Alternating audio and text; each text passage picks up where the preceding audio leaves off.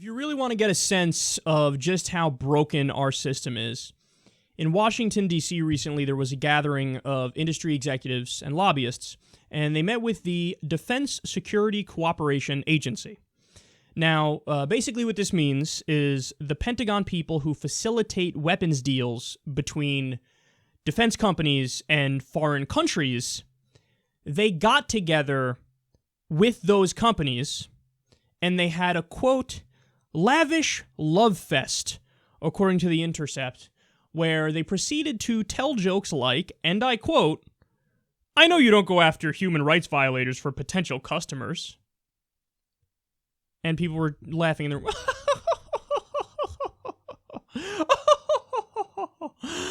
Oh, why, of course we do. What a funny that was. Okay, so you want to talk about a picture of the moral decay of America. People like goofy social conservatives like to point to stuff like, you know, fucking Miley Cyrus shaking her non-existent pancake ass as, oh, this is the downfall of society, wag my finger. There are rap lyrics where they say the N-word and they talk about big-bootied bitches. There's the moral decay of America. No, the real moral decay of America is the people wearing suits and ties who don't think twice about it when they go to a gathering of defense industry lobbyists and people in the government, and they laugh and they joke and they express fawning adoration for each other as they discuss how awesome it is that they're getting rich from selling weapons to regimes like Saudi Arabia, ISIS that made it. That's the real moral decay of America, the military-industrial complex. This is what Eisenhower warned against. This isn't some bullshit Alex Jones fucking Illuminati lizard people nonsense. Oh yeah, smoke-filled back room. It's not even a smoke-filled back room. This is one of those conspiracies where like interests converge and it's right in our face. It's an open conspiracy. And the argument was, okay, no, you guys don't get it. So when you have war, oftentimes war can be what? Profitable economically for many people. Smedley Butler, you remember Smedley Butler? And War is a Racket? Go back and read that right now.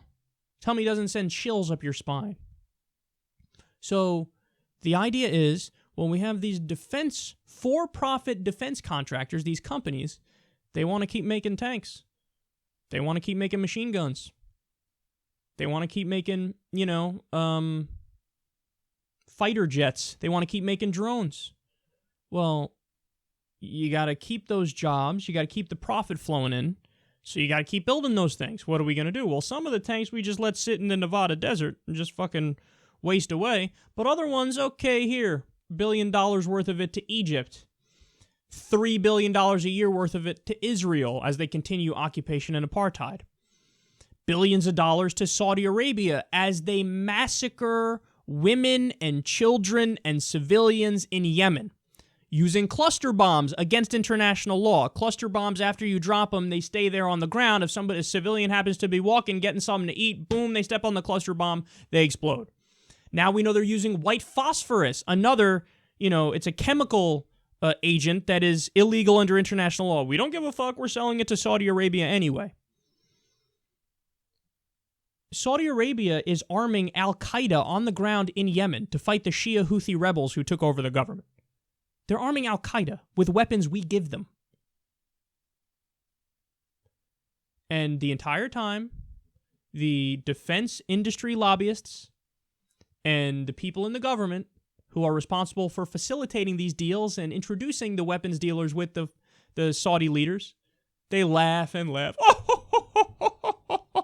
Oh, you said we don't sell to human rights violators. Of course we do. Isn't that so funny that Saudi Arabia beheads people for apostasy and sorcery and drug smuggling, and they say all atheists are terrorists, and we've now armed them to the tits? Isn't that funny? Isn't that hilarious? That we watch as they bomb, literally, schools for the blind in Yemen. That is literal. They've bombed Doctors Without Borders repeatedly.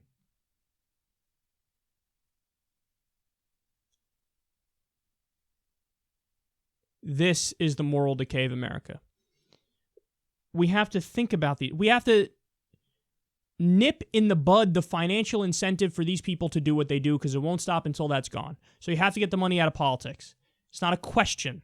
That's the only way to really jam on the brakes and put it in reverse.